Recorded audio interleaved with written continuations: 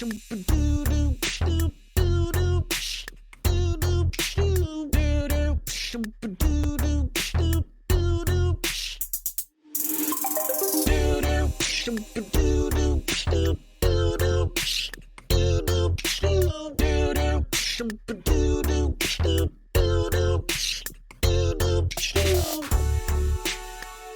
everybody, welcome to episode 89 of Tactical Crouch. 89 episodes. We're coming up on 100, boys. Can you believe it?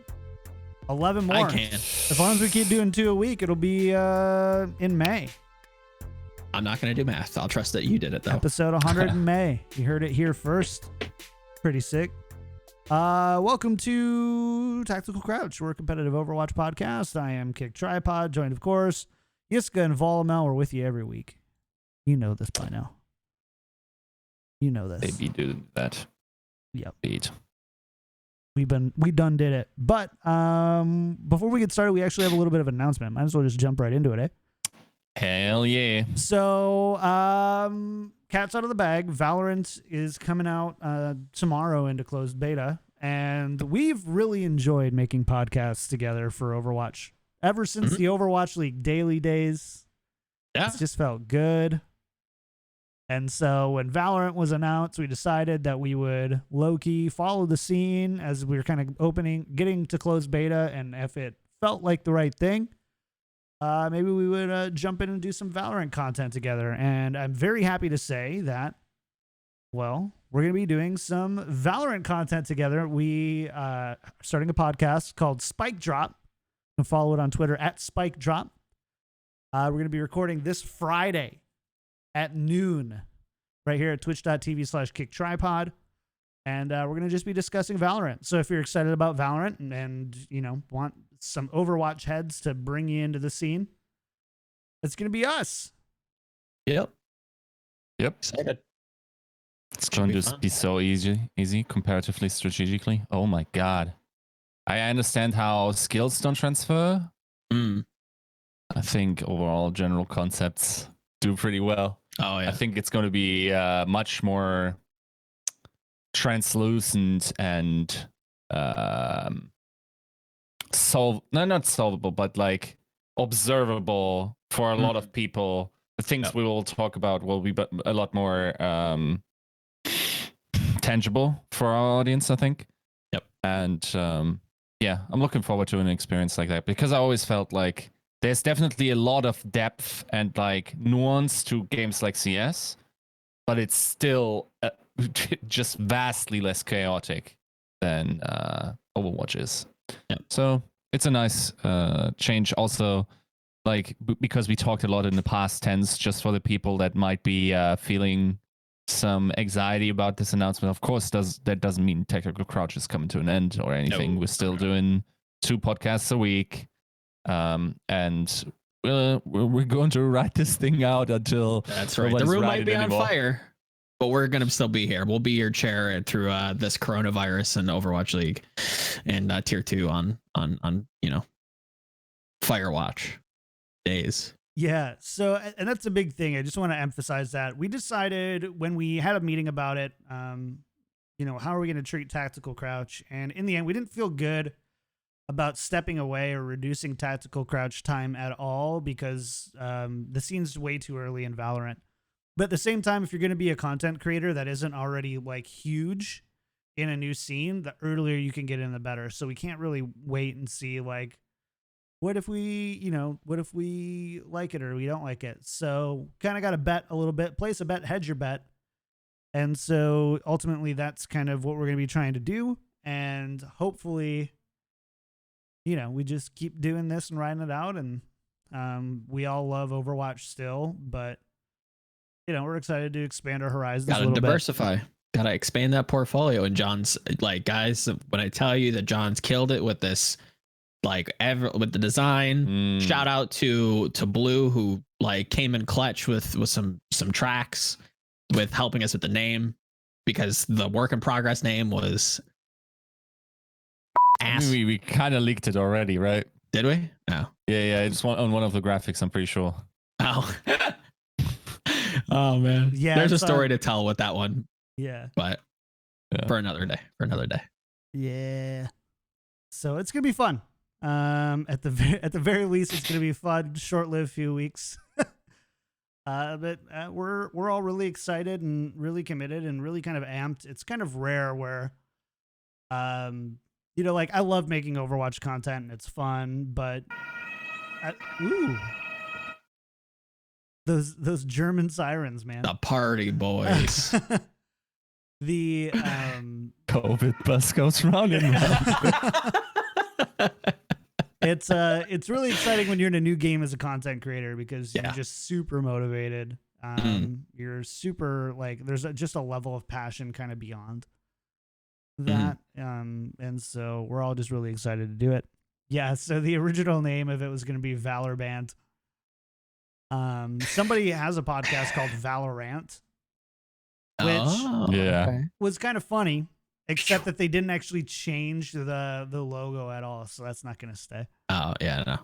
Like Blizzard, they're getting clapped. Yeah, Blizzard is really really where they're just you can kind of use and change up our assets kind of how you want. Just you can't be using the Overwatch League logo on your thing with the tracer. It can't just blatantly you can change what the tracer is, or you can change Overwatch League into whatever Overwatch plat chat or whatever and make that you can change all that kind of stuff and they're really cool about it, but can't do that. Valorant, I like the pun too, but we just decided between please. Yeah, there's just enough things. So we're gonna stay with Spike Drop for now. Lovely name. Fantastic name. So come tune in with us on Friday if you like Valorant. Gonna be cramming it this weekend, or not this weekend, these next couple days. I don't know what day it is. It is Monday, my dude. It feels like it's Wednesday. It has felt like a perpetual These China Wednesday. games have absolutely ruined me. True. Post-coronavirus weeks are basically 5 Wednesdays followed by a weekend. It really does feel like perpetual hump day. It's just 5 Wednesdays in a weekend. Yeah. All right, that's enough about Valorant, though. Please come join us, hang out. Follow Spike Drop on Twitter. Tell your friends. Other than that, let's talk about Overwatch. That's what we're here for. Before we do, big thank you to our patron producers, Battlecrab, Pin Lotion, Charlie L, Audio Compass, Porkchop Sammy, Kasha67, Coochie Kopi, Salsboy 91, Shara. Thank you so much for your support of the show. You're so much better at that than Yiska. If you, yes. If you, here's flow. If you like the show, go to patreon.com/tacticalcrouch and support there. We appreciate it. All right. We actually have news to talk about this week. Oh, barely enough. We're gonna put on Overwatch TMZ here for a second. So the Boston Uprising have dropped Muffin after he was after allegedly sending sexually explicit content to underage girls. Bye. Uprising can't catch a break, man. Yeah. Give me your phones. I mean, yeah. Huck needs to have a phone collected. Just need to crack down on these young gamers because I'm more a fan of not taking the phones, but educating them towards the root cause of their yes, whatever you want to call it. Jesus mandatory Christ. morality class. That's what we need. Rough. Yeah, it's never gets better. Never gets better. Never gets better, and it's obviously worse for the young girls who are brought into a situation that makes them uncomfortable. And I can't imagine I feel for young parents trying to raise kids in today's age, regardless of COVID, just keep them God safe. bless you. Yeah. Pass from just other people or shit like this. It's just, especially for young girls, it's just what do you do? It's the most obnoxious shit. Yep.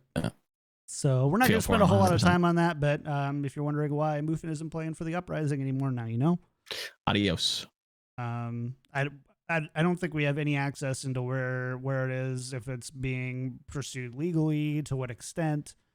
Yep. But we're not going to see Muffin back in competitive Overwatch. So no. Which you know, should we have seen Muffin in competitive Overwatch in the first place? The world may never know. It's true.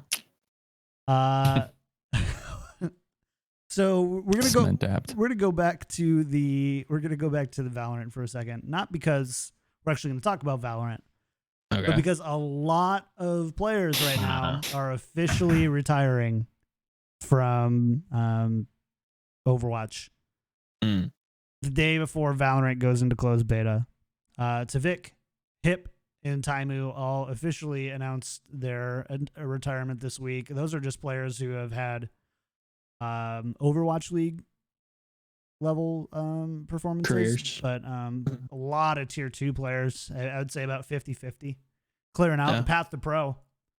They didn't talk about that path very much in the trailer, I guess. Nope. We didn't get to the second season where Crusher 99 is benched, moved to Academy. The Academy goes under, nobody knows about it, and then he moves to a different game. And the show's canceled.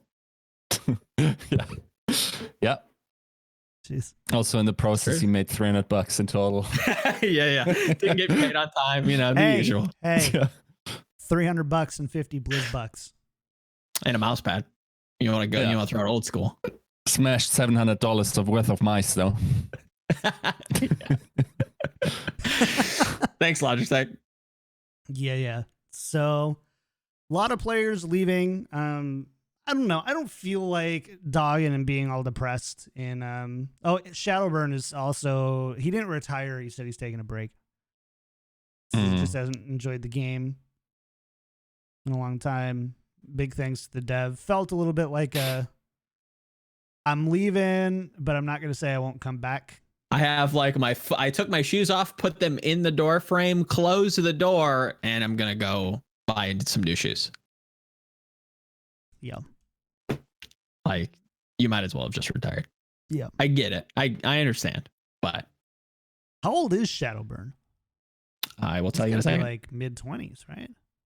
24? Good question. 23, January 13th, 97. Oh, old man strength. Old man strength. That's Guts BH. It's like being 46 years old in the NHL. I'm retiring. Oh yeah. Dude, if 23 is old, then like what is Runner? Is Runner just like ancient? Is he like the sage in the mountain? I mean, he's not a player, right? I mean, he was though. Who was actually the oldest remaining player? What's cool? Like know. Who? Like what is cool man at then? Granted, he's not playing anymore, but like, what kind of title would you give him? Start calling him Groovy. I mean, he's a boomer, like legit. Oh dang, he's the B word. Oh, Harry is 28. Okay, dude. Goodbye. Hey, he get him geriatric care. He at least played this week, eh? One, too. To his credit. Yeah. True. Maybe we need more. It was a good game. I actually really like that game. We'll get into it. But maybe we need more old men in Overwatch.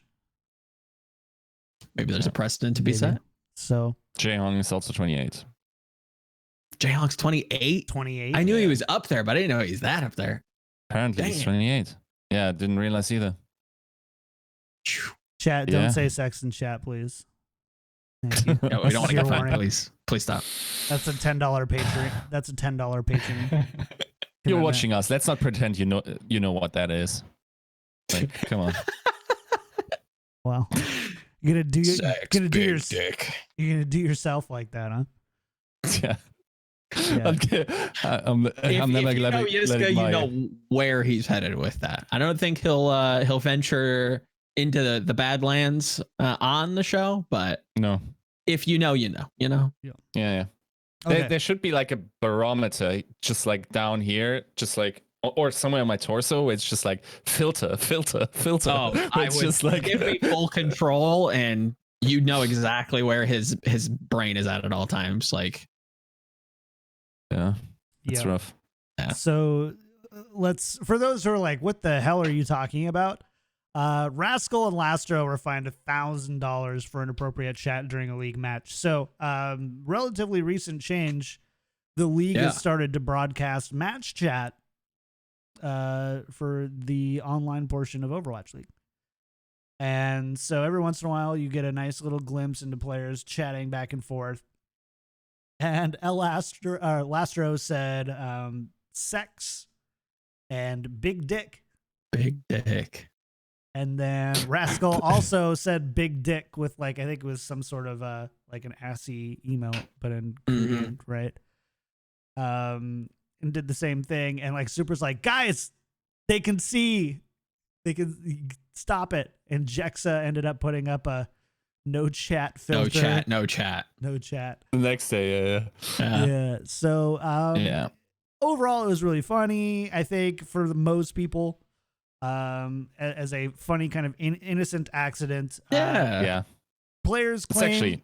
So a lot of players claim that they weren't aware that match chat was being broadcast. But Are you serious? A few people of Overwatch League did say and remind players that they were being broadcasted. So already last week, I already heard before last weekend that this was a deliberate decision, that this was also forwarded to the teams. And you can argue that maybe there was something lost in translation, or that the coaches or whoever is supposed, or team managers in that case, I think, or GMs, didn't communicate that well to them. But when I heard about this change, my immediate reaction was like, this is going to be amazing until it isn't. Yeah. Now, this situation is actually probably virtually the best stress test that could have happened, because now all players are aware it's in there. They are aware that you cannot get away with anything offensive, and it was funny, and I think that's worth the 2K bucks. Yeah. Just set the boundary, you know, like, don't go over that line. That's the line, and then that's what it is. I think people went a little far on like the overreaction of like, don't want any personality in Overwatch and blah blah blah. But like, if they let that go through, it kind of opens the door. Like, if Blizzard has been criticized for anything as far as their punishments goes, it tends to be the seeming inconsistency with so and so did this, but they did this. Like Sato gets 28 games or whatever, 30 games banned for boosting, and another player gets 3 or whatever, and you know, the degree and all that kind of stuff. But you just kind of exactly, or none. So having the just like, hey, you know what? It's really not a big deal. $1,000 is about the most on paper slap in the wrist that you can get. Yeah. So far, I don't think we've seen anything less than that in Overwatch League. No, I take $1,000 over like match suspensions. Yeah. Match suspensions I think would have been an outrage, but now it's very clear that this is on. You can use it. You could probably even use smack talk and all that kind of stuff. But if it's something that you wouldn't be able to say in a player interview, it's not something you should put in match chat. I agree with a lot of what you said. Like, you have to set a boundary.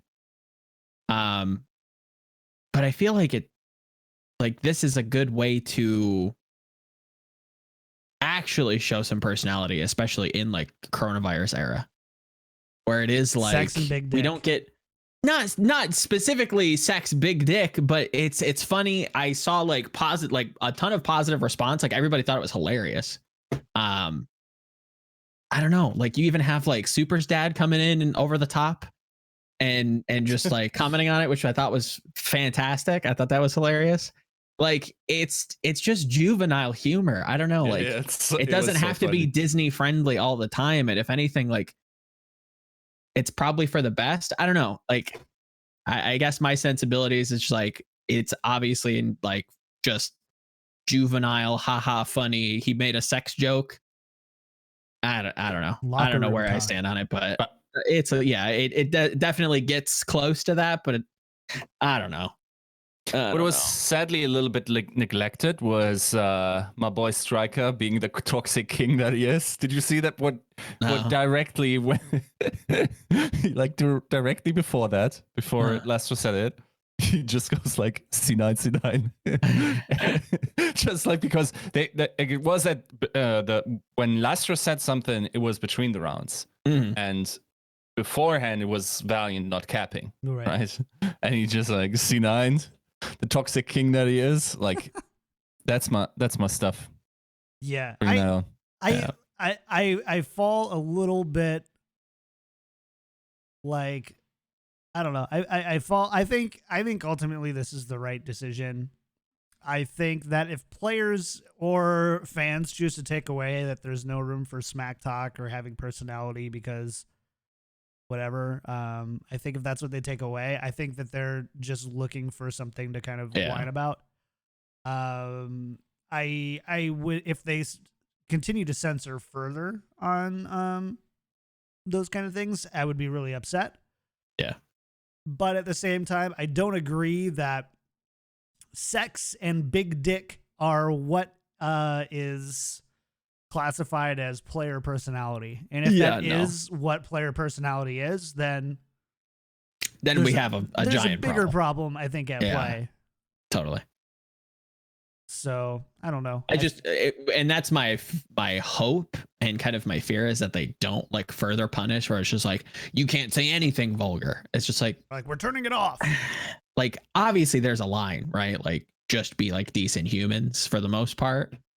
But I don't know. Like it is kind of funny. I don't know. I thought it was funny.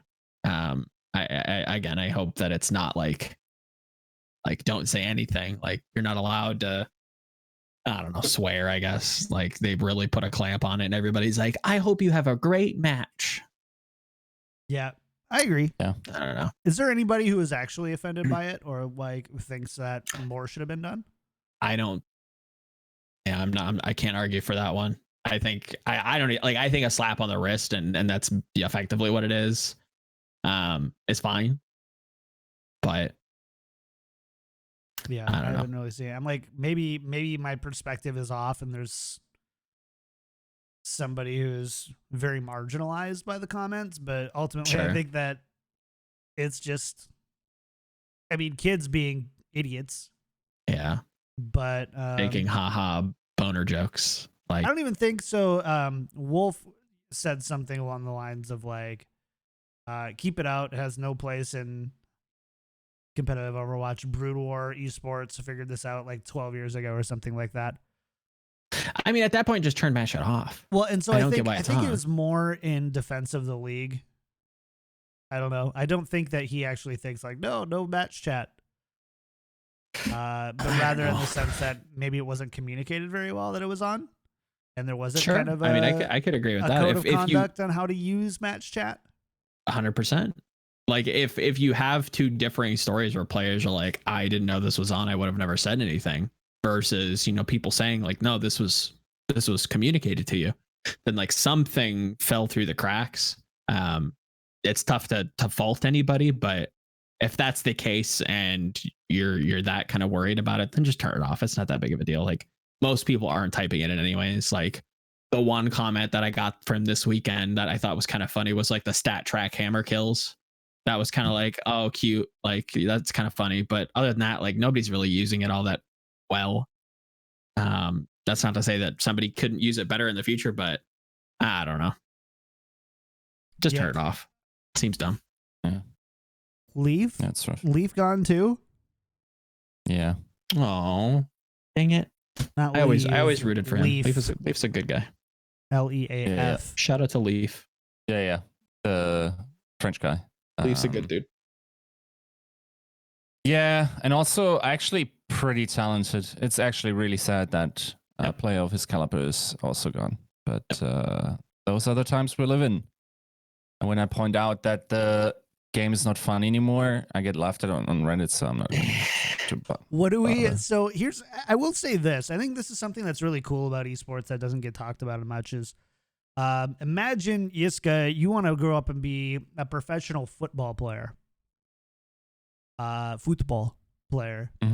you realize at like age 18 that you don't really like the game, and you're not really that into it. Maybe you're not even good enough to make it as a professional football player. What are your options as a professional athlete going forward? Not many. Nothing, but, right? Yeah. probably not. At the same time, I think a lot of examples where people are like, or like dual wielding top level performances in two sports. At least I remember that being the case in Germany, for instance. Really? I mean, there Yeah, has been. I definitely. mean, we've seen at least in the 90s and early 2000s, we saw like Deion Sanders, right? Played safety for the Lions and played baseball. I can only think of Michael Jordan. I don't even know if he was that like MJ was bad baseball. at baseball. Yeah. Okay. I think that was a publicity stunt, but I think Deion Sanders was actually pretty decent. So we've seen it, but largely in traditional sports, you dedicate so much of your time building up in that one sport, Right. and everybody else is. You can't just like switch and then be a top level player at this next sport. With esports though, you can. There's a lot of these players who are 17, 18, 19, even 20 who got close, and a lot of those players were TF2 players who didn't quite make it on the TFT level, and now they're great in Overwatch. Coming over, doing something different. Yeah, and so like I at least think that that's really cool from like an esports perspective, that these players still have the chance to go and like.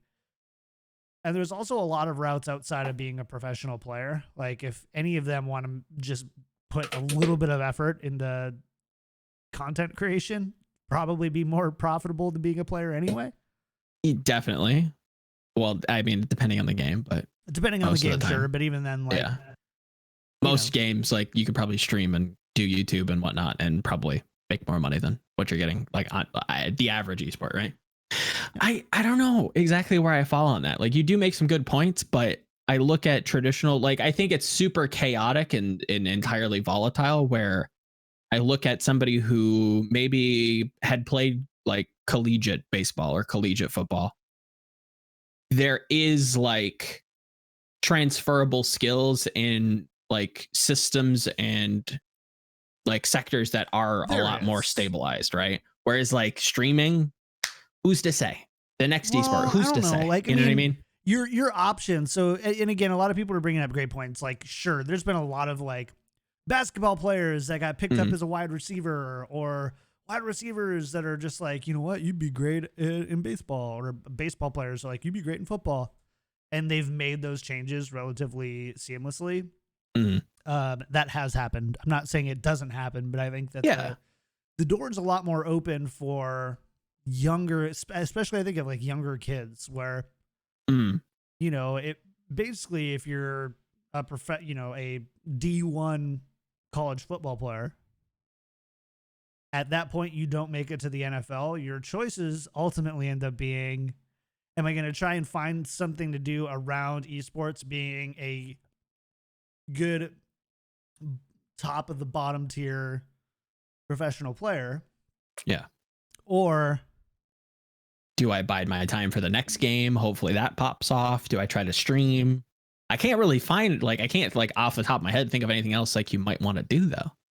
Like, whereas if I'm playing like Division 1 football, like I could transition into other sports that definitely have a foundation and a baseline that's a little bit safer. Like hell, I could probably go teach PE. I mean, do you know what coach for high school teachers make? Like, I would take my not chances. A lot, no, 100%. Like not as a not content very creator. much. I think in a lot of ways than I would as a PE. I guess my argument is like, and at least safety I'm functional versus on computers. Sure. Try being, they're. I know a lot of my jock friends from high school like still don't know how to use a computer. The best thing my parents ever did was support like video games and computer stuff, is because I'm really competent on a computer now. I think we're getting off topic a little bit, but I don't think so. I think it's a good, it's definitely a very broad subject that like we could talk about like for a different episode, but I think there's a lot there that people don't think about in regards to like transferable skills, and we're not really there just yet in esports. Like there are like avenues to like retire into, but I still think we still need to push a lot of these players into like building out themselves so that they have something to kind of like fall back on, because a lot of people still like, even in the Overwatch League, and that's why I wrote that article on becoming like a villain, like you're just nameless. Most of you are just nameless. Most of you, like, nobody cares about. Like, let's be real. It's a harsh reality, but most people don't like recognize your name. Yeah, but Why? that's not only on the players. That is No, also on the 100% league it's making not. content. But you need to step up. Yeah. You have to kind of like take some of that responsibility, though. Not all of it, but some of it. There are players who have put in, I would say, relatively minimal effort into making a name for themselves. In Overwatch League, and some that have done very well, and you all know their names. Avast. Sure. I think Avast is a perfect example. Riding the bench on a professional Overwatch League team. Yeah. And now gets hundreds of views on YouTube. Yep. Doing well for himself. So can't say the same for some of these other people. You have to like the league itself definitely has to step up there. And they seem like they're just like completely content on not doing it. But the players as well, like, do have a little bit of responsibility in doing that for themselves if they want to kind of like stay around. And if not, then that's okay too. Like, that's not a bad thing. But if the goal is to like exist in esports and in gaming, the gaming sphere as a whole, which I think esports is like just one like sector of, you have to put in some effort. You have to like try and establish yourself in some way more than just like flex support player for X team. You have to do more. And it's just not enough to just play above average. It's kind of just like in professional sports, how yes, you can do a lot on your skill alone, but that additional networking, that report card, like all that stuff ends up factoring into what makes you a viable pickup for college and beyond. So, yeah. So, anyways, I don't know. I just think my only point behind that is like it's great that somebody can switch a lot easier from esport to esport. Yeah.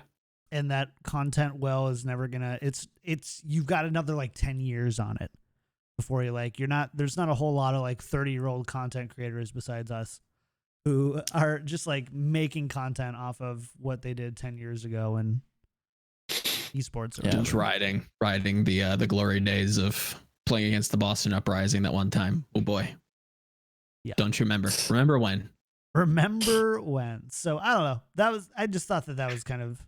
Yeah. I mean, it is an interesting topic. I think it requires its own episode at some point because it is something that is worth talking about for sure. But neither here nor there. We have games to talk about.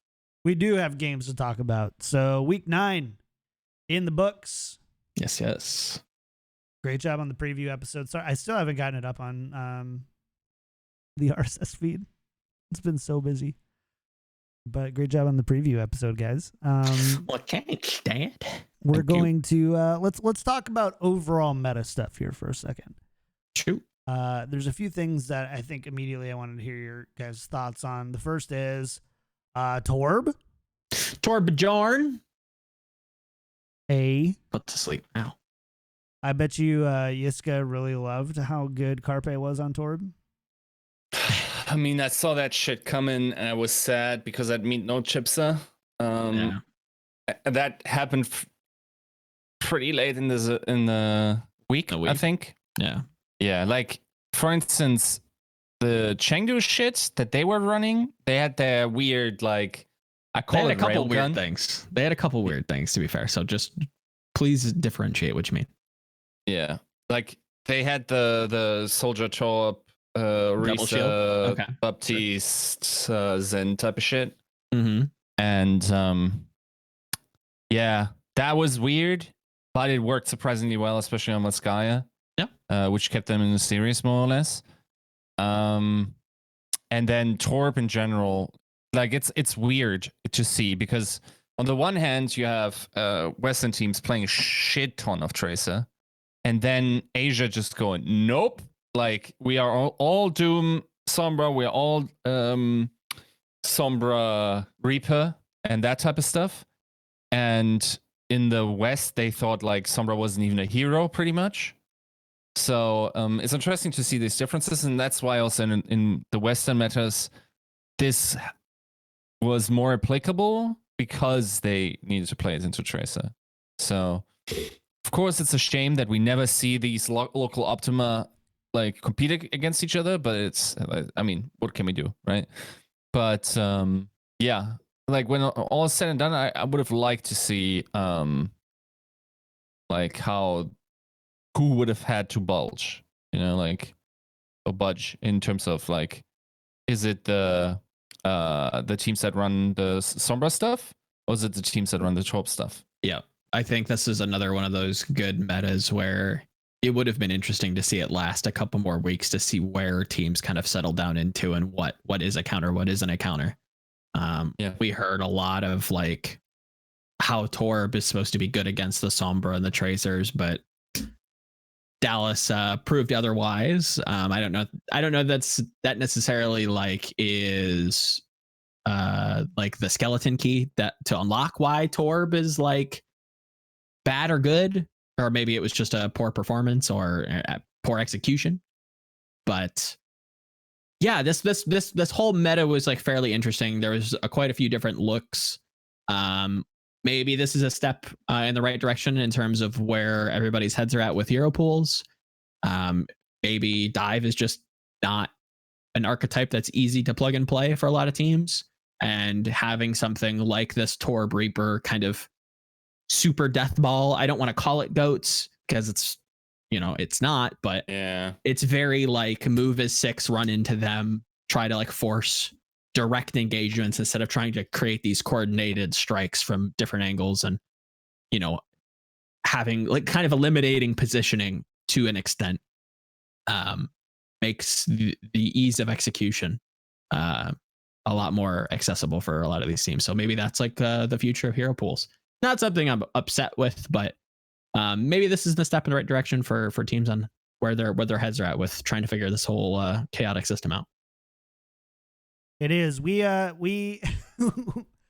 we spent a little bit of this week kind of defending, I think, Yiska, you had a point about what you value as good Overwatch. And we spent, I thought we did a good job in spending like 10 minutes qualifying good Overwatch. And people were still like, well, Can for me, good Overwatch. We apparently we couldn't anticipate that enough.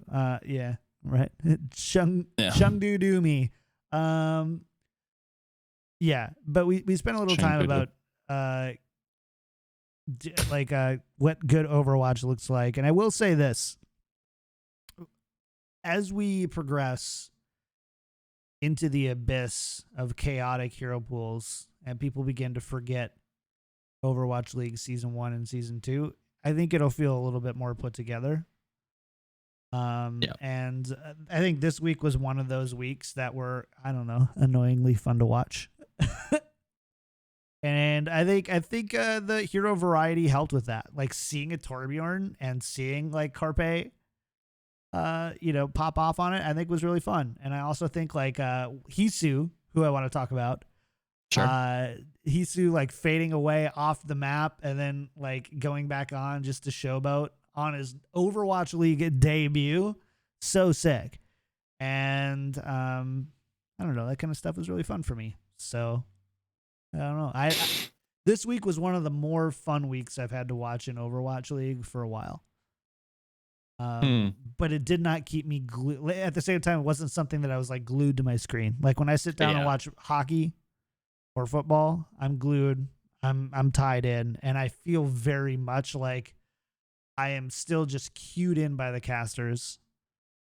And I also very much the whole like team fight structure, right? Of 30 seconds of action and then 40 seconds of reset is kind of tiring from that, I think. Yeah, I think it's fine. Like I honestly had to just like go into myself and think, is that fun? And what if not? Why is it not fun to me? Like it's weird. I really like it's obscure. Yeah. And I will also say, by the way, readily admitting this week Chengdu looked more coordinated than last week to me. They had set strategies, like especially their railgun stuff was well thought out. Their rotations or like disengagement plans or whatever you want to call it, like their fall back traps or I've struggled for a good word, and we eventually. Oh, by the way, we will also have to have the talk about language in Overwatch because, like as you said, like we're calling everything goats.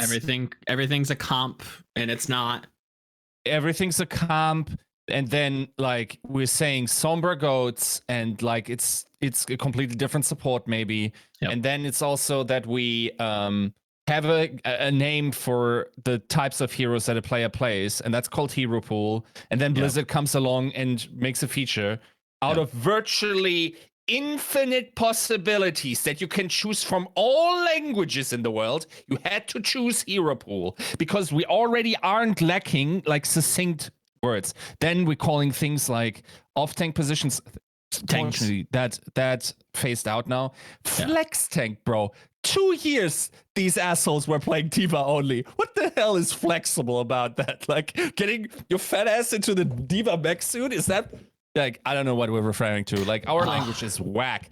Like you go into a rant game, it's just like Widow top right.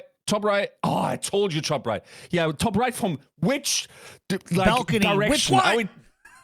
Are we talking 330 north? Like, come on, man. Like this is that's also a big issue that we have in the Overwatch, that we don't have great language to fix it. Maybe I'll even put this in an article somewhere, but Jesus Christ, it actually is a problem. I will say this. I was super impressed with how quickly all the Valorant, I mean, there's only like 4 Valorant maps, and they're not nearly as complex as Overwatch, to be fair. Like, but every place already has like a universal term for it.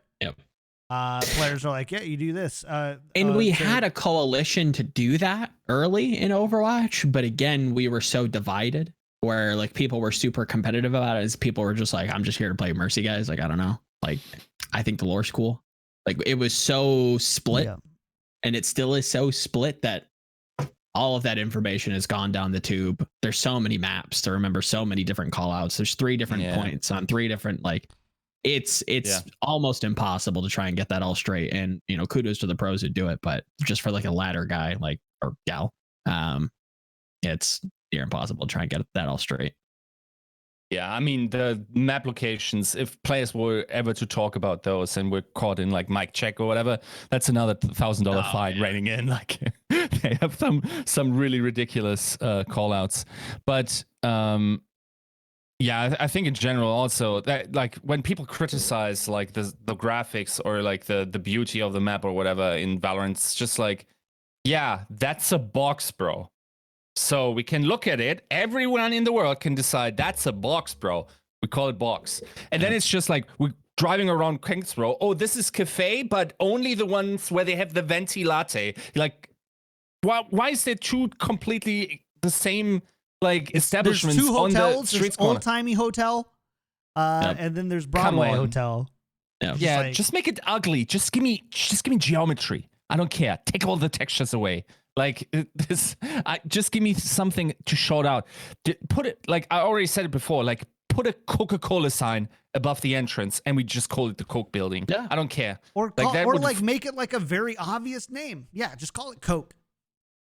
Well, there are certain like hotels or like even on like Numbani, like there are like little ads or like shop names that you know, you could use mouthfuls, like they're French names, and it's just like I don't think anybody's gonna try and pronounce that. Yeah, exactly. And that's not an effective call out. Yeah, they're so it goes, for me, it goes back to that identity issue where it's just like this game is pretty, but pretty doesn't equal clarity. They're kind of opposed to each other, where it's just like things that are pretty sometimes are very, very busy. I just want them to rename it like the Cheez-It Grooves Lounge. My mind is crunched. Sell out. Yeah, just give me a name. The Cheez-It Grooves balcony on Point B, Hanamura. Just nothing to do with Cheez-Its. Yeah. Nothing it's to actually, do with Grooves. That was a cool thing that Gatamchun tweeted, where it was like the Toby spot or whatever. She talked about that. I mean, this is not a thing that is set in ranked, right? So don't misunderstand this. But like certain fan groups just named positions after players for their iconic moments, right? So like this position is the J-Hong, and then this position is the Miro because like he sat there up there and just pounced down with like that was a tech thing.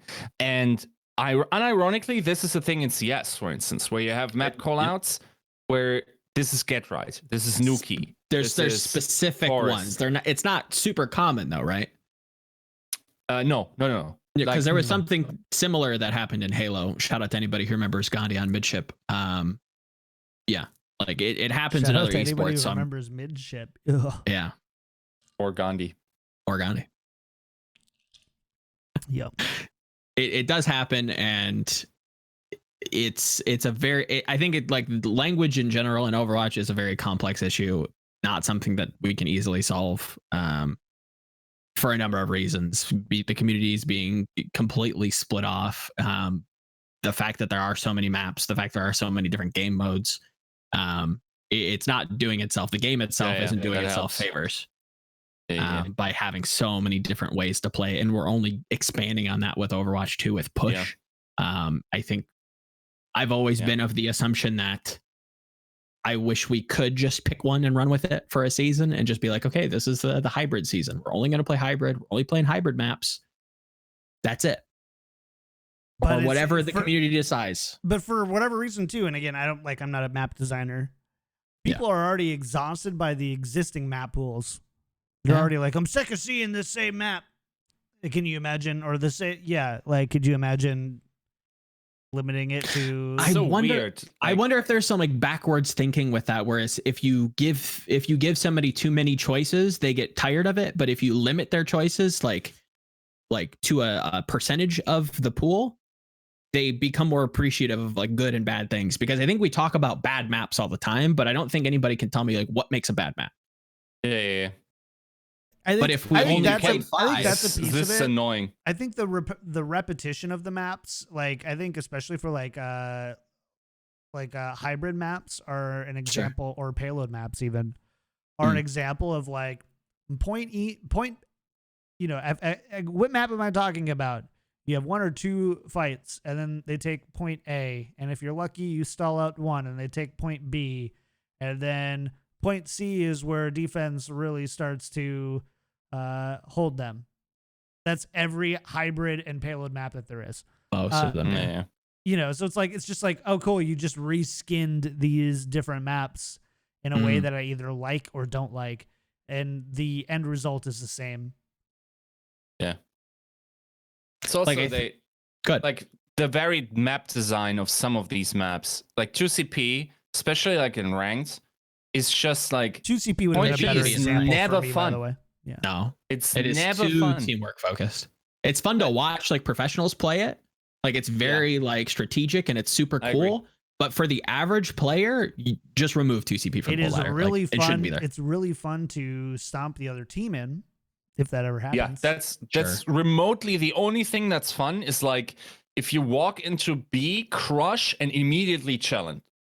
Why? Because you're keeping yourself from the just like soul-sucking experience of people staggering into the point. Yep. That's also just Overwatch in general, right? It is one of the most fun games to stomp in, I think, that I have, but there's too many like borderline to losing situations that like it is the most frustrating game to lose. Yep. Yeah. Because the amount of personal responsibility is so low. Especially on the ladder. Yep. So sorry to all you Reinhardt and Diva Diva mains out there. You try. Trying to do the Lord's work. Yep. God bless you. Yeah, it's a weird game. Hopefully Overwatch 2 can filter it down. I think that would be best for everybody, but I worry that it would be too big of a change, that people would be like, this isn't the Overwatch I want. Yeah, I agree. Big man. Yeah. I don't know. We're getting off track here. General thoughts about this week. There's one more thing that I kind of wanted to take note of that I found pretty interesting. The Washington Justice have fallen to 2-6. I think this is a team that in large the community has stayed very bearish on being good. Really? The community, not really insiders, but just in general. Like every time, Okay. I don't know. Like yeah, I this. haven't. like semi top 10 team. People are really. People are still saying that. I mean, again, Maybe I'm pleading ignorance. I'm pleading ignorance. Maybe I'm I off don't on know. it. So, anyways, No, I think it's not even more ridiculous to still think this than it was preseason. Yeah, they're just as high. Like that's the thing. It's like I would believe it if people were saying it. I find it surprising. Like, this is a bad team. This team's not good. Yeah. I don't know. I think the only thing that was saving them was the 5 homestands, and that's eliminated. So, yes. Okay, cool. Yes, exactly. And then it's like, bro, we introduced hero pools. They have 7 people. Yeah. Their main tank, one of their main tanks that is like the double setting, like where you have one player you can substitute, is somewhere in Europe with a visa that miraculously takes 3 times as long. And then still like, it's weird. Like if there was one team that I think got boned with the whole like hero pools coming in late, I think it might have been Justice, but I also don't know that they would have made any changes knowing beforehand. Maybe they would have played their cards the same way. I don't know. Yeah. Okay. Well, I could I could be totally wrong. Maybe I'm just, sometimes you like think you have a good grasp on how certain people are feeling on a certain topic and you're just wrong. I could just be totally wrong. But like, I feel like every time I see the Justice, there's just like this kind of like relentless optimism around it. And I think a big part of it has to do with like Corey and Stratish. People really like both of them. I think Corey deserves a much better team. Absolute stud. Yeah. Crazy player. That's the sad part about all of this. Yes. Yep. And arguably, like real talk, there's like, for instance, Stratus. I'm not sure if they don't all, in a sense, deserve like a better system around them in terms of like just more players, more options, less strain to play literally every hero in hero pools. I also though, and I hope that they do pick players up at the same time. People didn't know hero pools were coming when they were building these rosters, right? Like a 7-8 person roster is still relatively crazy in the pre-hero pools Overwatch League, but it's not like the end all because you've got multiple weeks to do well with what you have. Whereas this is every week you just kind of have to like hope that you roll the dice and roll a 15 plus. It's just not that. And the more players you have, the more dice you have, almost, right? Exactly. Like they're kind of similar. And Justice just chose not to have a ton of dice, but the game also chose to not tell them that dice was going to be needed. Yeah. So it's just true. Yeah, that to be fair, we gotta throw your hands up and I'm not a fan though of, I think it was their assistant GM pre going, I think we and we gotta revisit this, but this is like the message that stuck in my head where he said, we think this is an advantage because everyone knows that everyone needs to play everything. Now, if you can remember back to that point, was that before or after hero pools was kind of confirmed? I want to say it was before. Oh, it was after. Okay, that it makes that. I'm pretty sure it was after. Backwards. But hypothetically, let's say it was beforehand. We saw a little bit of travel. We saw what happens to players when they travel just a little bit. I think most rational people can look at that statement and say, yes, your team doesn't have to travel as much, but you're still going to face jet lag, sickness, burnout with trying to make a lean and mean roster work. Probably not the best bet. Maybe again, nobody planned for a global pandemic. We can lay that on the table as a confirmation, right? Like that is a fact. Maybe they had plans on picking more people up. Hard to tell. Maybe they thought the homestands were going to take care of that and try to keep that to the minimum. I think that's naive personally, but I really don't. I just couldn't disagree more with that whole sentiment. Even before hero pools, and if it's after hero pools, it just looks really dumb. It's also Period. like I agree that there could be some issues with the coronavirus making picking up like players harder because of course nobody can travel and whatnot. I wonder how that holds up though in regards to how many teams are offering players at the moment, where it's like, What do you mean, like selling or trading? Yeah, like open to trade. Because like if you're a team that has resources, there are a lot of teams, of course, they're currently trying to get rid of some of their fat. Yeah. Like, do you need the guy in the same city at the moment? No, I don't think you do, but on the same coast, yes, maybe. Yeah, sure. Like you need them within relative distance, but you don't need a visa for the most part, or you can kind of play around with that if you just recruit locally, which is kind of difficult for some teams because they are like a Western org that has like a fully Korean staff that aren't in Korea. Yeah. Like it is kind of weird for some teams, but barring that, I still wonder if teams do have resources to go around and try to recruit people because of COVID. I would struggle to find a team that hasn't kind of put a freeze on that or is actively trying to trim the fat because of it. We obviously talked about it at the head of the show, talking about, tier 2 and, COVID being a large reason why, teams have to kind of cut the fat where it is, and tier 2 just really isn't worth investing into. So they have to let those players and those teams go, unfortunately, obviously. And I wonder how much of that reaches the top end and saying like, well, we have a 12-man roster where like not everybody's playing, and like, yeah, we would like to have players stick around, but this isn't going anywhere anytime soon, and we already kind of weren't making a ton of money. Yeah. I mean, damn. I don't know. There are also so many people just retiring at the moment. Yeah, just Kib just posted his. Sharik as well. Yeah, these are Overwatch former Overwatch League players. Yeah, this is rough.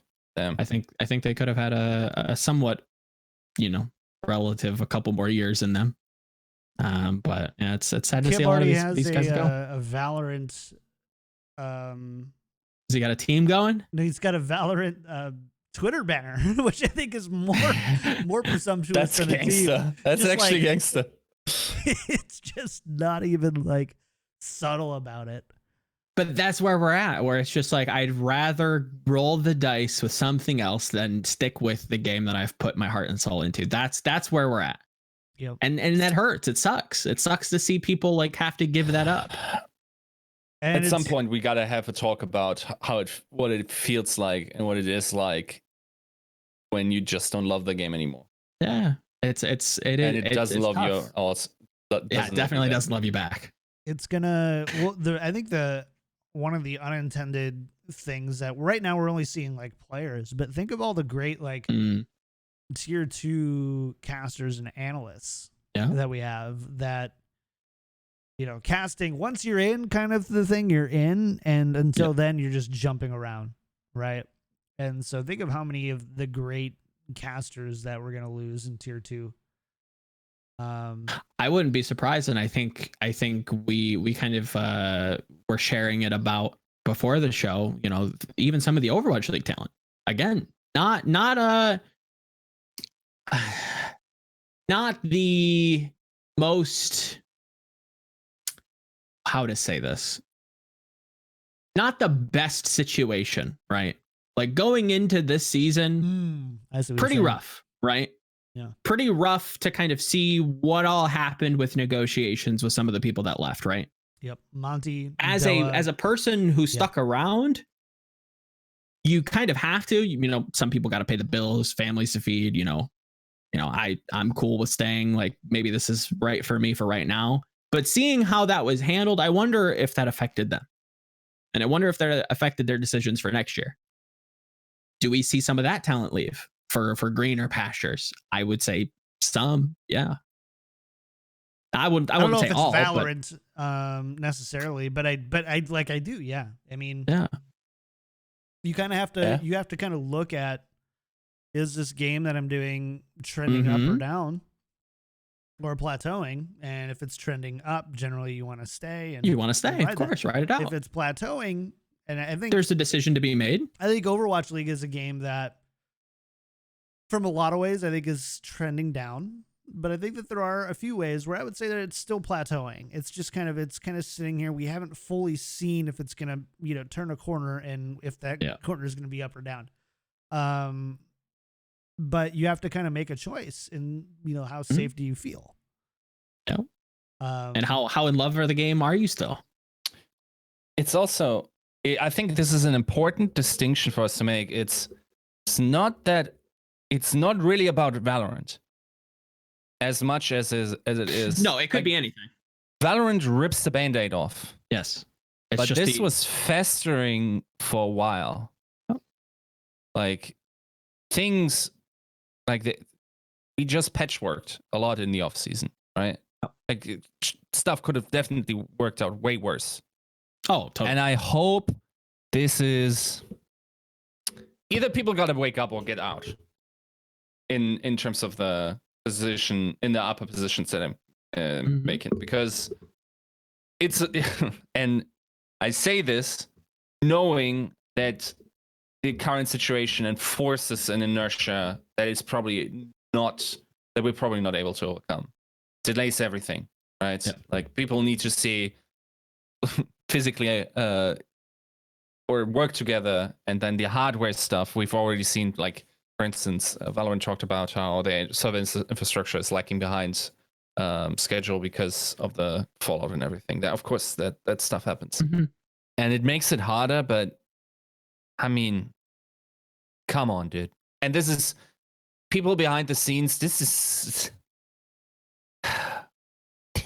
this has been on our minds for way longer than the last 2 weeks. Yeah. We just haven't had to really address it because esports the past 3 years have only been, largely, who are the entrants in esports in the past 3 years besides Overwatch? BRs, right? You've got PUBG, you've got Apex, and you've got Fortnite. And Rainbow Six Siege, I don't know if that was before or after, and I think they've done an okay job with that. Growing. That's a game that started on a decline, absolutely unplayable, and has absolutely had a steady and slow incline, and it's fantastic, and the game's doing well. And do you know what fixed fantastic? Hero pools. Yeah, it was the hero pools that did it, not the fundamental game design. Again, I think you have a very clear idea of what you want the game to be in Rainbow Six. You have very clear settings that people can kind of understand. Yes, there is some, struggles with how quick the game is, and observing is, I'm sure, not easy for that game, but it's pretty straightforward after you play a couple of games. It's oh, okay, it's kind of like Counter-Strike, and it's got some verticality to it, and it's kind of cool. It's different. Chad, I was just making a joke. Yeah, that's about hero pools. By the way, I'm cognizant that we haven't actually talked that much about the games. Yeah.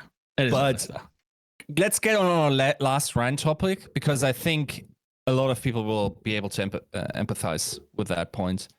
And we were just at struggles for Rainbow Six to observe. Sure. What about our struggles with observing? Oh, are we talking about the Chengdu Guangzhou? Didn't even get to see the last fight because we're in a replay. So is that observers or is that production? That's director, yeah. So it's the director. Sure. So it's not somebody that made a bad call. So it's and that's the thing, right? I think that there's an idea, and people I don't think totally understand this. I have a working knowledge from a grassroots side, but so you have observers who are operating essentially multiple cameras, right? Yep, and you also have set cameras. Yep. And then, as far as I understand it, you have a director who determines. And I believe there's replay people as well, where they are capturing replays. Yep. So there's ultimately one or two people who are choosing which camera gets shown. Yep. Similar to if you've ever watched any TV news show type thing, if you watch Newsroom, great example of somebody who's almost like a producer. They determine what gets shown next and how people get queued. Mm. That is what we're talking about in where the decision making is happening that causes us to I don't not even just miss fights. Like Yiska, go ahead and talk about the missed fights first and like the game side, because I personally have a bone to pick on the non-game side of it too, because it transcends just the actual game. Yeah. So, okay. Caveat, we're producing from home. This is hard. We understand. It's a problem. There's a certain amount of things that we should be fine with. Yeah. Not in this instance. We're playing a match that's super close. Like goes to map 5, goes to the third map of Koth, and then we're going to 99-0 for Chengdu. Yeah. And then miraculously, probably one of the sickest comebacks on a submap in Overwatch history, like by their teeth, the Guangzhou Charge fight themselves in a position repeatedly over and over to a point where they're 99-99. So it's the last fight. The second to last fight, not even that exciting. And somehow, and by the way, like there were definitely fights where Chengdu was ahead and like somehow couldn't close it out. Great play by Guangzhou to win this match. But then the last fight, Chengdu should once again win it because Leaf has an EMP, and we're somehow watching a replay come for the back. entire fight. Leaf has already beefed the MP. No idea what happened. 2 people are dead, or one is dead, one is demacked. The fight is over, and it's like, come on, dude. And I'm not going to use the metaphor that I chose when we talked about it that night, because this is filter meter up, filter meter up. We're not gonna get fight. It's a callback. But yeah, that's unexcusable. That is an absolute, like, you're getting me excited for like 90 minutes, and then you're just like hitting me with a paddle. You just ruined it on the head. Yep. And mushroom stomp, yeah. When I talk about like observing in general, and I qualify that by saying like this is all like one team, and like maybe it's wrong for me to call them the observing team, but you know, just so we're clear, that's what I'm talking about, not the observers themselves, but the team as a whole, and whoever needs to take, you know, responsibility for that. As a whole, that's one of those things that like is blatantly obvious. Good observing, in my uninformed opinion, is not, it shouldn't create more barriers for me to watch the game. If I never notice the observing is some of the best. I don't need to see good observing. I just need to see the game. And if you limit me from seeing the game, or like just don't show me the game, like that can't happen. I know Corona is affecting everything. I get it 100%. But that decision making cannot happen. That's a cardinal sin. You can't do that. This isn't like, I think the issue has been exacerbated by the coronavirus and going online. Totally. But it 100%. has not been exclusive to that. This year has been, as far as I can remember, more difficult to watch. And this isn't about placing blame on specific people. No. But it is about saying that Overwatch is already probably, if not absolutely, the most difficult game to watch. Yep. Cast. To understand. And spectate. Yeah. It's incredibly difficult to do. Yep. But we're dealing with some really basic production issues that we shouldn't be dealing with. Like producers queuing in casters twice into a live, into, like, they did that with Uber. Uber got queued in, and he was such a professional about it because he just does what the producer tells him. But he gets queued in right on time and starts talking, and then gets queued in again, stops mid-sentence, and starts right over. He gets queued in again. We deal with this all the time where like the cameras are always switching seconds earlier. Like full on seconds, like 10 seconds earlier. You just got people staring, clicking on things, and I don't understand the workflow that they think that they need to do it this way. But this is something that Broadcast GG has figured out like years ago. And like I'm sorry, but at some point that needs to, you got to tighten that up. There's not really excuses for that. I will come to a slight defense of the observing in general. I think the travel schedule definitely was going to put an impact on them. So I gave them some credit there, where it's like, okay, you're traveling. There's a lot of moving pieces. There's a lot of moving parts. Like again, with like the mind crunch or whatever, week one, like, okay, that's going to happen week one.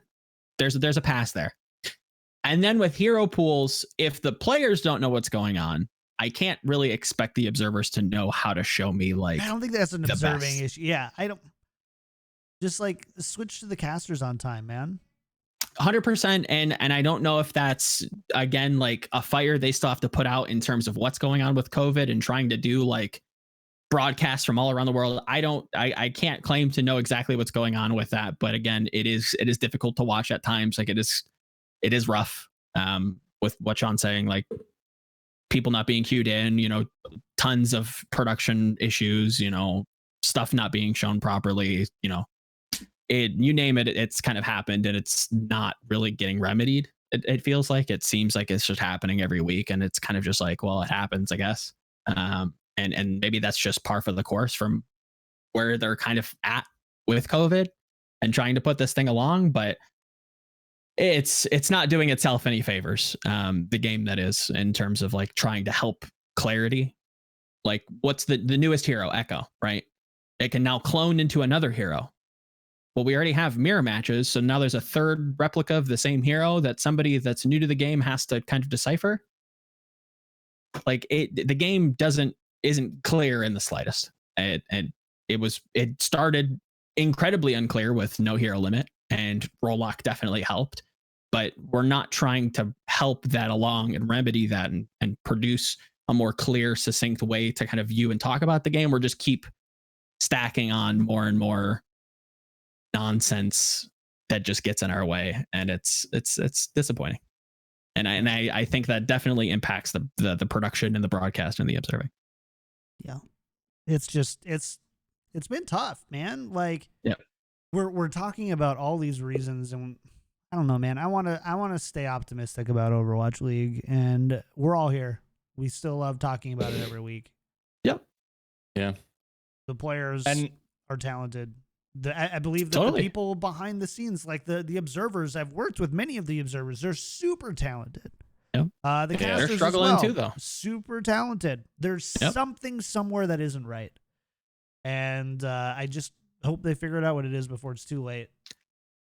Yeah, that's also like, I really understand that, especially in these times. It's like you want to listen to shoulder content, to the stuff you enjoy, and you don't want to worry or get bad vibes and whatnot. And I totally agree that the last couple of episodes that we put out weren't pleasant experiences to listen to. Oh. But it's also because this has been weighing on us. Like, this is, again, like, it was obvious. And I'm not sure if we're even done yet. No, we're not. Going on. I hope we are, right? I think I speak for all three of us when I say that I hope we're done. I hope this is it. And tomorrow we can wake up and maybe they fix the entire game and everybody's super happy. I'd love for that to be the case, but I don't want to sugarcoat things for people. This is how I feel. I think I speak for, my co-hosts and say that this is how they feel too. They're not going to feed you some nonsense. And I think we kind of have a duty almost to kind of represent that and say, like, no, this isn't okay. We should do better. Yeah. I only feed nonsense to our patron producers. Oh, say whatever you want. I will say whatever you want, Daddy. Yeah. Just keep paying me them bucks. But it's also, we, like, at least for me, I've never been strong against the energy that is projected on me. I'm not someone that that can stand up to whatever vibes are currently floating around. Yep. Now, if I communicate a lot with Overwatch League people, and that is kind of my job, and I get this energy, it reflects on me. And I also feel for these people because, like, I cannot help but have empathy with their situation. Uncertainty. Like, of course, in esports, there's always uncertainty about career length. There's always uncertainty. Totally. Is my esports still in the Relevant. same state next year? Yeah. Is my owner appreciative of what I bring to the table? Can he realistically make a solid evaluation of what I bring to the table? Or will he only realize when I'm gone? These types of things. And this is just fear and uncertainty of people that are in the best period of their lives. Mm-hmm. Of unreasonably talented people. Yep. I don't think like the people that are in there are like, they have the cognitive abilities, maybe not the physical, but the cognitive abilities to fly your fighter jet, most definitely. Oh. They can fly you 2 planes at once, right? A lot of them were great students. A lot of them were not so great students, but not because of a lack of smarts, but because of a lack of focus, because they didn't love it. Mm-hmm. And now they're being broken up with. Yep. And it's shattering. And that's just I wish I was stronger than and we could, like, because I agree that my mood doesn't contribute to it getting better necessarily. It's just the energy it's just how you feel. It's just who you are. And there's nothing wrong with that. And I think that in the long run, people find that endearing and people, respect that. And so they're not being fed just a load of crap. And like, there's not a good time. And I wish we could talk about the games, but with what today has been like, I don't think it's necessarily right to just go, well, yeah, everything's on fire, guys. It's totally fine. But let's talk about the justice, huh? What about them? It's like, no, like there are topical things like on, and I can hear the YouTube comments like, oh, just talk about the games. I wish I could. I just don't, but my heart's not in it today. My heart is very much like, what's going on? Can we get some communication? Like, again, I got my Blizzard pants on. Where does this go from here? Exactly. Yeah. I am going to say this, and I am going to make us end on a positive note. Sure. And that is, can we talk about Hisu's Overwatch League debut? Oh, that boy. That boy cracked. Top 5 in my... to be fair, I didn't catch the entire match. I'll readily admit. All you need to see is Volskaya. That's all you needed. Man, this kid, like... I still remember I was doing my top 5 list of rookies. I was like, who could I put in? Like, Sharp is not in there, and like, these types of things. Lip, by the way, was not even on my radar at that time. Yeah. And I just asked around tier 2 coaches, especially those that had been at the Gauntlet. And there was one name everyone gave me, and it wasn't Glister, it was Hisu. Chipsa. It was Chipsa. No, Chipsu. It wasn't Chipsa. Chipsu. It wasn't Chipsa. Chipsa. Fusion dance.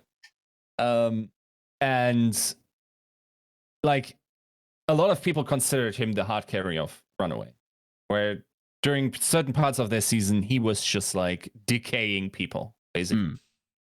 And I was like, the notion that's also, if people remember back towards us like saying Philadelphia Fusion will be a top team, and then others who coincidentally also thought that Washington Justice was going to be a good team said, well, but there's Carpe, and like he had a bad Zarya on the bench, and like as we said, every self-respecting coach will tell you, like, I'm playing the better player unless there's real politics going on, in which case I hate my owner, right?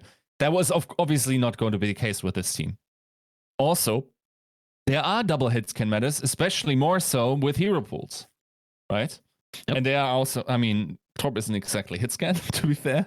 But there are metas where people can flex, right? So, I think this kid has a very bright future. I'm not sure how, and this is where, to a degree, I agree with the point that Carpe is there, and Carpe is an obstacle for Hisu. But it is also, if people paid attention, for instance, to Paris, it's not just an obstacle, it's an opportunity for mentorship. And to me, it felt like Nico played absolutely cracked Doomfist. And where does he learn that from? By having probably the best Doomfist player in the world on his team, isn't it? Yep. Chipsa? Who shows him the tag. Chips is on Paris? Is that a leak? So, that kid is cracked out of his mind, and he looked way better than his other performances. In regards to Nico, that is. I didn't pay too much attention to Philly all that much, so I'm glad that at least you had some fire for that. I was a little bit more glued to the Valiant Dallas game, which again positively was surprised with. Got to see Dallas come out with a win. Got Harry. I think somebody had crunched the numbers, and Harry Hook's first win since like stage 4 of season 1 or something. Maybe Chad can correct me on that, but finally captures a win. Very fun match. In the debate of Torb or Tracer, or Torb versus flankers, and that whole dichotomy. It was a pleasantly good game. I quite enjoyed that. It was a good game. If you want to continue the positivity train. Can we go to another positivity train moment? Let's see. Any other ones? Chengdu, you want to talk about Jinmu? Okay. Hey, I'm about it. You asked me. I'm here to chat about Jinmu, and I think this kid is what I hoped Leaf could have been. I was very hesitant to give him like some sort of accolade because of where we were last year in GOATs, where it's like, yeah, they're playing DPS and he looks good, but once these other people play DPS and kind of like give him a hard time, I think he kind of levels out. That's not the case. He's still just railing kids. Like, this is like, he's making more space than their main take most of the time. And that says something. This is a special kid. I think this is the person that I wish Leave would have been. And that still can be the case, but it's kind of becoming not the case. They're giving him the chips here. Yiska, say something nice about Jinmu. Yeah, say something nice about Chengdu. I like, you won't have to force me. That kid is cracked. Like, he's definitely like he's a superstar. It's this level. It's like there's a certain level of elite players, and you would like Prophet, Carpe, Corey, DK, and then you go Jinmu. Yep. He's in with all those guys. He does it on different heroes though. Yeah. Than arguably anyone else in that. And like, weirdly, like, for instance, what is sick about Jinmu is like, there's not a lot of people that have an outstanding, like, ridiculous Pharah and then have something else. It seems like Pharah is so exclusive. Like, okay, in the past, of course, but like Mangachu or like Ding, for instance. Sure. Yeah. But Jinmu has a wide variety of heroes he can play. Honestly, his hit scan is not even that terrible, and I'm hyped about him. He's not hyper flexible. I will say that. Like, there's definitely players that have a wider. He's not colorless, but he makes it work, right? Yeah. And that's one of the reasons why Chengdu can stay scary. Like, Jinmu is pretty much the core of Chengdu. I would agree. But they also aren't scared of doing weird stuff. Yep. And then also, no, I think, like, would you say, What? Okay, take Corey and Jinmu away. Who's the better team? Chengdu or Washington? Just for the simple fact that they'll like do off meta stuff, and I think okay, definitely. But pound for pound, I think it's close. I might have to give it a little bit to Washington. I think Arc Aim God Ellie vote maybe is pretty strong versus like A Ting Leaf is like okay. Kyo's all right if it tells good. It's close. That's close. Good when you can play his stuff, right? Yeah. So it is close, but what gives them the edge and actually makes them one of the mid-tier teams or lower mid-tier teams and not a bottom-tier team is that they try unorthodox stuff, right? So, but then again, like this doesn't work without someone of the caliber of Jinwoo. I'm pretty sure. By the way, Kenobi's probably molding that. We didn't mention Leaf, which is intentional by Joe because he thinks he's convinced now that he sucks. I think I'm sleeping on him a little bit. Definitely not. He still needs to ramp it up in my estimate. Not the person who's taking a lot of the spotlight here. It's definitely Jinwoo. Molding about Justice. I mean, Justice. If you remove hero pools and just like keep the game the same going into this season, and you take away the star players, I like Justice more than I like Chengdu. I think Chengdu they take maps like they always are good for, like they're good for dragging people down, but without somebody that's really going to put them away and like force you to scramble, I don't think that works as successfully. And I think the core of Washington, you can plug somebody else into it and have it be okay and be serviceable. I think it's close, but I think Washington probably like with an extra +1 minus Corey, you probably like edge Chengdu out. But I think in hero pools, I think Chengdu. Okay. Specifically because of like the intangibility and like the chaoticness. Yeah.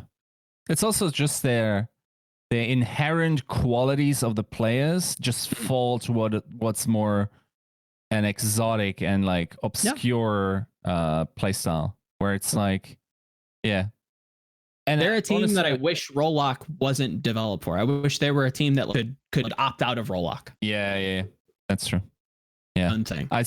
Like when thinking about the comps that are coming up next week, it's like, like what does Chengdu want to play? They probably want to play some dive, but they really going to play Hammond Winston? Like they can't. Diva is banned, right? So what do you do? Like you want to play triple DPS naturally. Yeah. Yep. That would be the ideal. You put Bacon Jack leave and Jinwoo in, and you let him go crazy. And to Jinwoo's credit, again, from somebody who looked okay back in the day and like contenders with like a pocket May to an absolute stud in the Overwatch League is fantastic to see, and I'm very glad that he's had the glow up that he has. And same with Ameng, formerly Vanessa for all the OGs out there. Excited, glad to see them find success, and there are other small gems in the Chinese region that hopefully get a call up as well. So positivity, continued. So last good piece of positive news. Sure. Dreamers Reinhardt. That was pretty fun, huh? Not bad. That was fun. I didn't say good. I said fun. I'll counter you and say I liked Gamsu's more. Gamsu looked like he was having fun. He had some pretty. How 5? How are both tanks on the Valiant just chats? Like Pack is just like, I was just thinking. Pack is just like, I like the big butts and I cannot lie. Like he likes his thick boys. The Valiant are just a fountain that keep on giving. Mm-hmm. They really are. Yeah. Yep. God bless that team, by the way. Like, I feel so bad for them. They're playing some really exciting and also like punching up Overwatch. Of course, rough loss against the Fuel. But dude, 2 coaches. That's basically every argument we're going to have from this point on when we talk in preview or in review about Valiant. It's just like, 2 coaches. The piece and the 2 coaches. That's the triple like symbolism in this side. Every time we bring them up, it's just going to be this, and that's the caveat we got to make. It's rough. I feel bad for them. Yep. Yeah, I get it. Yeah, I don't know. Not everything is bad in Overwatch these days. No, not everything. But we're going to tell you how we feel. Just realize that. Realize that now. And there's lots of other shows you can listen to if you don't like it. Totally. And we do a lot of feeling. We are three feelers.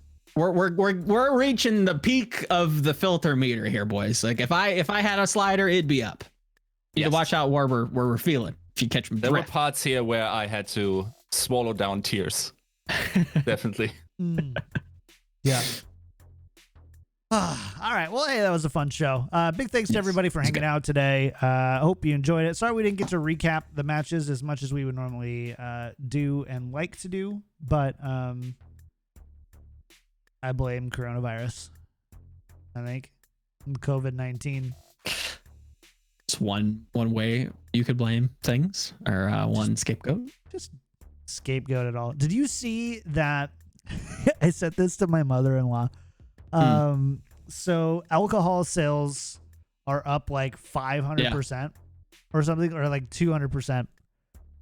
And it says my Katie's family is from Texas, and it says Texas leading the way. And so I sent them all a message that said, way to hold it down for us, guys, and sent them a link to the screenshot. Yeah, you know, it's all COVID-19 at this point. But thank you all for hanging out. Yes. You know, at the end of the day, it's just fun to chat with you guys. So thanks for hanging out with us. Couple of things before we do go again.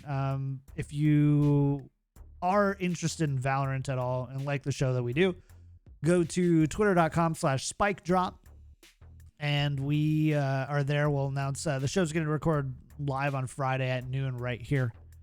And that's going to be a ton of fun. And, of course, it'll be available on YouTube and all that kind of stuff. So make sure to go follow that. We would really appreciate it. Other than that, we do have a new patron, Joe. Do we not? Ariel BR. Yep. Thank you for your patronage. Thank you for showing up and you know, supporting us, and here to make some awesome content for you guys. So as much as we doom and gloom about things, we're not going anywhere. We still like the game. Nope. We're just we're bitter partners. We're just in a long-term relationship. We're like an old married couple with Overwatch League at this point. So we're not going anywhere. We're in it for the long haul. You know, we have kids, so and there's also this hot blonde on the move next to us. We're just and it's really putting a strain on our marriage. Get us out of here before he ruins it. Jesus. Felt like I heard Katie in the other room go, what? Yeah. Yeah. Honestly, chat, you're the only hot blonde we need. Oh, man. So you need one. Katie! Don't come in here. Don't come in here. Stop it. Don't bar the door. Occupado. Yeah. All right. Big dick sex is what chat said there. Yeah, and 5-star iTunes reviews. Yiska, I think we got some. Yes. Give me a second while this opens. Unprepared. This is not a out of left field. I will. If Joe does one, you're doing the other. Up until the 100th episode, I would have learned like this that this is the case. I was also doing it, and then the blonde joke popped into my mind. It was over. I had to. So 5-star iTunes reviews. I'll just pronounce this Venom. That's how I would have said it. Yeah. Thank you for the 5-star iTunes review. Do we get 4-star iTunes reviews, by the way, that we're just not reading out? Because can you give like 4.5? So I see every iTunes review. Yeah. And we don't get 4 stars. Okay. We get 5 stars and 1 stars. You either love us or you hate us. I like absolutely polarizing. Very polarizing. They give it the Yiska treatment. Yeah. I like it. Nice. Ramen 235. And is that actually the username? The username is that. Yes. iTunes, you're welcome, because that is definitely an account specifically created for this. Best place for OWL. Thank you for the 5-star iTunes review. We appreciate it. Helps it out. I've like, since starting this new job, I realized how important algorithms really are, and how we controlled we are about them, and how important also these contributions is. Like, of course, like we have the Patreon and everything, but if you're watching, if you're liking the video, if you're like going the extra mile, give us a 5-star iTunes review, like all of that helps algorithmically. And yeah, thanks for that. Yes, and it's free and relatively easy, especially if you have an Apple device. Not as easy on PC, but still, like, I don't know if iTunes is even a thing on PC anymore. Like, it used to be like you still like defaulted to iTunes for a lot of things. I think with Spotify, I don't know if you do that on Windows anymore. Even just YouTubing it and liking, doing all the cringy YouTuber stuff, like, subscribe, ring the bell, share with your friends type of deal. Leave a comment. It's all free. Do you know how Leave a comment as well. How big of a deal leaving comments are on YouTube videos as far as discoverability? It's a lot. It's getting people in the door, and that's the first point of sale. You just got to get them in, and then they're more likely to, then it begins. So every little bit helps. Yeah. So really, thank you guys. Thank everybody. Yes. You could find us all online. Yiska at Yiska Out, Joe at Volamel, myself at KickedTripod. Make sure to follow this show on Twitter at tactical_crouch, and follow our new Valorant podcast. I'm so excited to do a Valorant podcast with you guys. It's gonna be so fun. It's gonna be fun. It's gonna look great. It's gonna sound great. Blue crushed it with the soundtrack. Beautiful. And hopefully it'll have good content too.